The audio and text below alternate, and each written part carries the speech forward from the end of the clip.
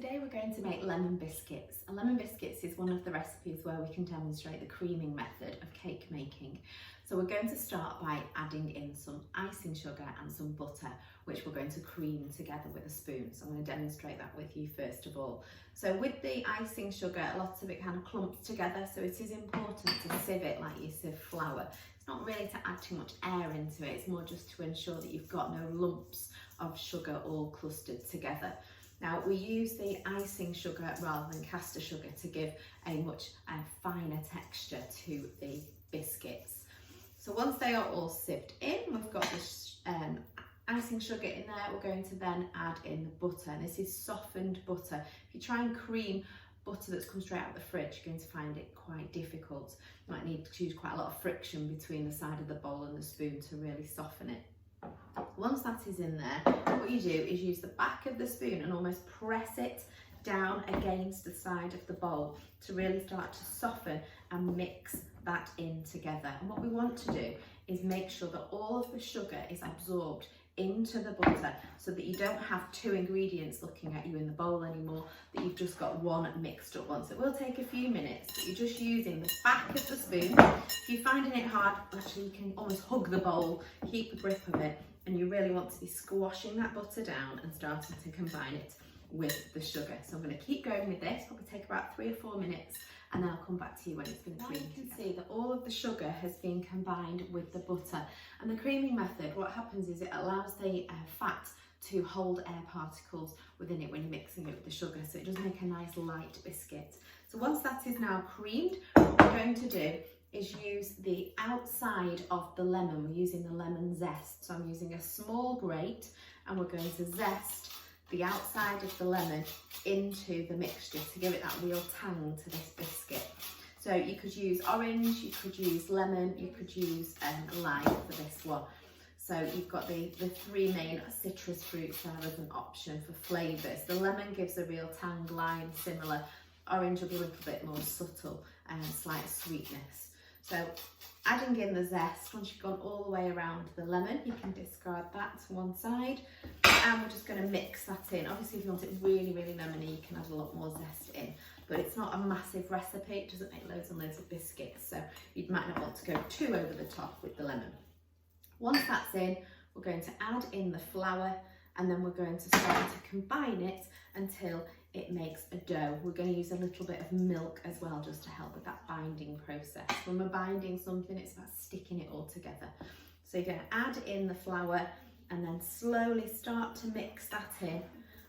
As the butter and the sugar start to mix with the flour, you may notice it's quite a dry mixture to start with. That's when we're going to add in that milk just to help it really bind together and glue together really.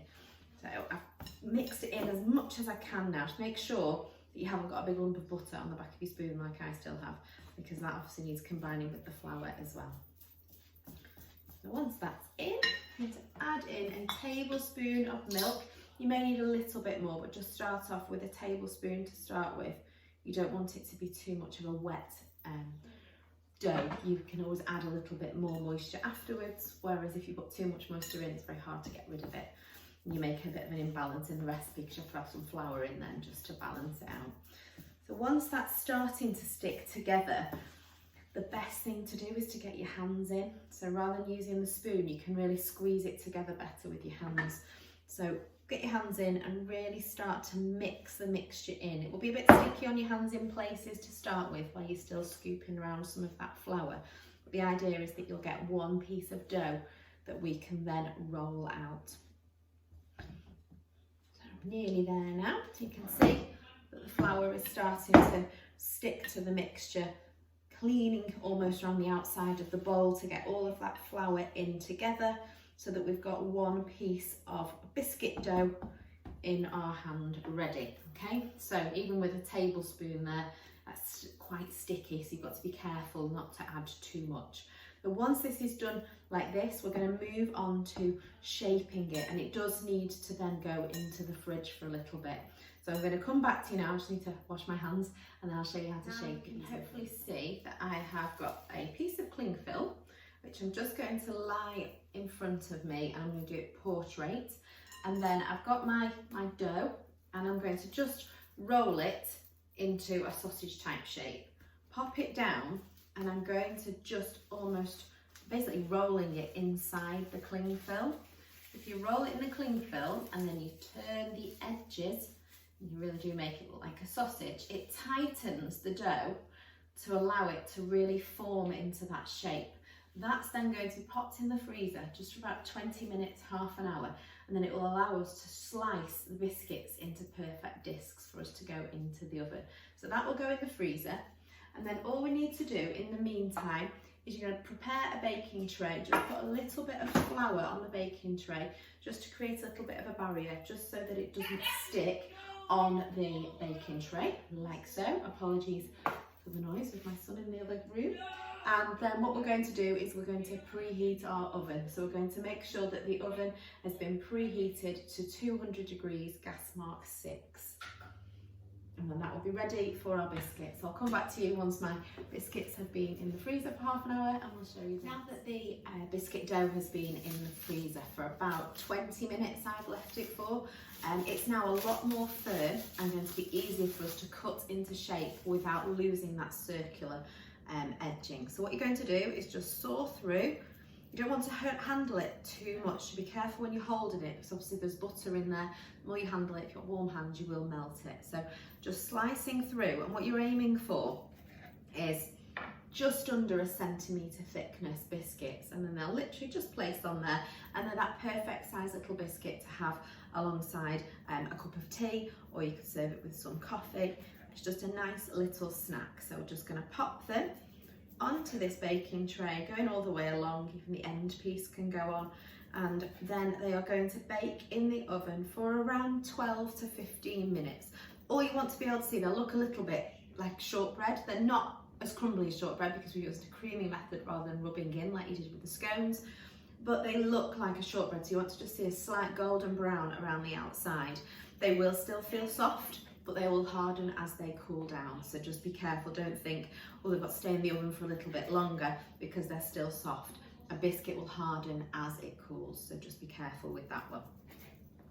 Almost there now, and then I'm going to pop these into the preheated oven using oven gloves, obviously for safety. Keep an eye on them, and then I will show you the final outcome at the end. So they can now go. The biscuits have now been in for about 12 minutes. I'm going to take them out for us to have a look.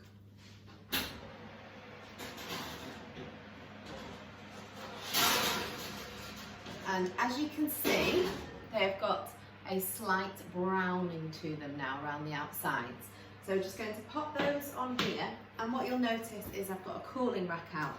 So I'm going to use a palette knife to lift underneath the biscuits and transfer them onto here to cool. Now, as I said before, they are still soft when they come out of the oven, so be very careful. And if anything, what I'm doing, maybe leave it 2 or 3 minutes just so that they really harden and crisp up before you transfer them, just so you don't spoil the shapes. But you're just going to go underneath with the palette knife, a little bit of a wiggle, and then just slide them onto the cooling rack.